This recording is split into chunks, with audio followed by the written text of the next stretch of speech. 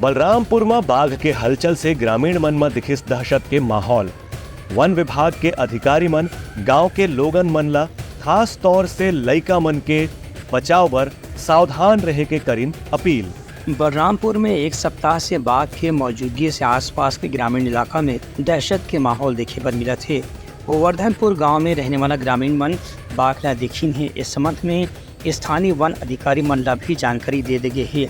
बाघ के पैर के निशान मिले से वन अधिकारी मैंने बात ला लेकर के निश्चिंत हो गए कि यहाँ निश्चित रूप से बाघ के हलचल हुए थे। गाँव वाले मन ला कहे गए कि मन अपन लइका मन ला खास तौर से घर की भीतरी में रखें, काबर की बाघ मन ला झपट के उमन के जान के भी ऊपर खतरा पैदा कर सकत है। ये बीच में वन विभाग के स्थानीय कर्मचारी मन लगातार ग्रामीण क्षेत्र में सीमावर्ती इलाका में गश्त करत हैं और बाघ ला ओकर हलचल ला जाने की कोशिश करत हैं। वाड्रफ नगर रघुनाथ नगर इलाका में खास तौर से बाघ के विचरण के बारे में आशंका जताए जात है।